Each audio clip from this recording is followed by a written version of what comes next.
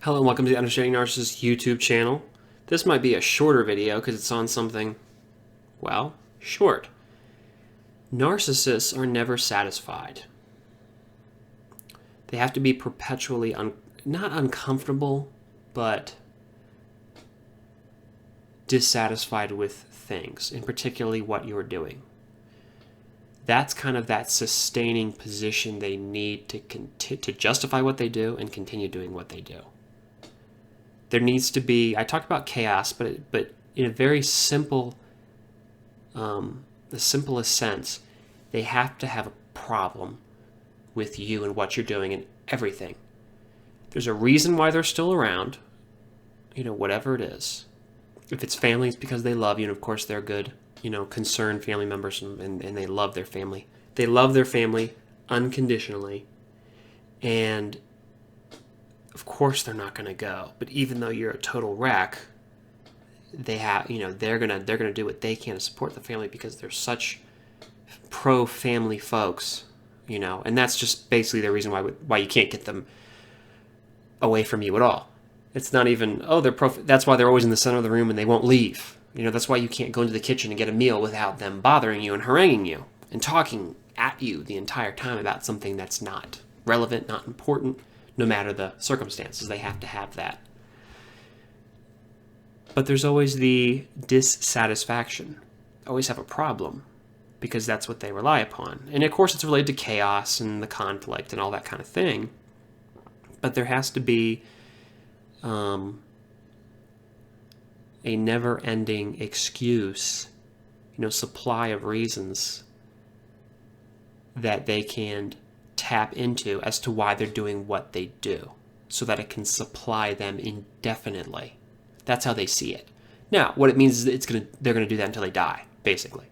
When here's something I think is really important. When people there's communication, like I'm talking to you, but there's also emotional communication. That's the feeling you get as you hear me talking to you and you see my face on the screen. The thing about that is there's probably not a ton of emotional communication in this case because for one thing, it's not personal. You're not here sitting in front of me and I don't see you and I'm not trying to manipulate you and that kind of thing. And so the emotional thing is more compared to your interactions with a narcissist, it's not as charged. Because with narcissists, there's lots of words, but the words are empty and the emotions are hot. They're just burning through your skull and you feel awful. It's like this horrible aura all the time. And that level of communication is where they've really mastered everything. Their words don't mean anything. Their actions mean things, but their actions, have you noticed, physically in the world, they don't really accomplish anything with their actions. Their actions don't, I'm not saying that they get rid of something you like or they make some bad decision. That's an action. And it affects you and that's harmful. But it's the emotional toxin that's seeping off of the action that you breathe in or get on your skin. You feel it. Not to use too many cheesy metaphors, but that's kind of what it's like. You walk into the room and you can feel that aura just flush over you, that malice. And it's overwhelming. How they do it, I still don't know. I don't know how they do that. It's pretty amazing. It's awful. It's pretty amazing. How some people make you feel really good. They validate you. They make you feel like a good person. They feel like you're doing a great job. You're wonderful. All that kind of thing.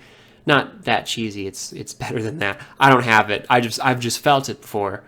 But they make you feel safe and secure in your position, and you want to open up and talk to them more. Narcissists are the opposite. But again, they don't say that much. What is it? Every 5-10 years or so, they'll actually say something out of turn that's just really off. Let me correct myself. That's not necessarily true. I've seen narcissists who say mean things right and left, especially behind closed doors. But let's be honest, the most sophisticated narcissists, they don't say that many mean things. Or if they do, it's very indirect. It's certainly private, but it's very indirect. But it's the constant struggle and strain you feel all the time that they can impose through that aura. That constant being dissatisfied. That there's something wrong all the time and it's always hitting you, getting you, tearing you up inside. It goes right through your skin. How do they do it? It's pretty amazing. I don't know. To reiterate, I really don't know. But I'm guessing it's on the same line as people who are good who also have it. And you can feel it. But always be on the lookout. That's It's those people who are just never satisfied. Now, the problem is there are people who aren't narcissistic who are never satisfied and they blame everybody for their problems. But narcissists, man, they wear it on their sleeve. It's so important. That's just them. Because they really feel like if things would be better if it's everybody's fault. And the thing is, that dissatisfied generates the environment they need to survive. Because, oh, this is a good closing point. When are they really dissatisfied? It's kind of an act, the dissatisfied thing. They kind of do it just because it creates the environment they like. Though I do think they really believe that you're not doing a good job and they should have more and da-da-da-da-da-da-da down the line. But you want to see them really dissatisfied? When they have no legitimate way to complain. When they run out of all that stuff that they need to feel comfortable.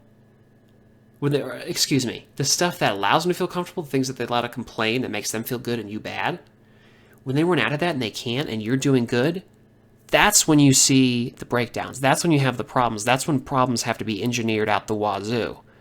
Things have to come out of nowhere and hit you in the face and they have to find some way to justify it. Or at least they hope they can. Sometimes they kind of just have breakdowns and they just go on a rage.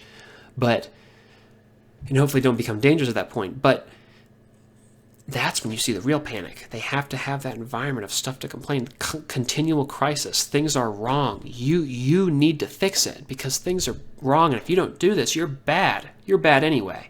But no matter what you do, you're always going to be bad in their eyes. But you got to get to work fixing this stuff because there are always problems. But when you really get rid of those problems, there's really not a whole lot to worry about in terms of existential kind of your own state of being and your safety and everything.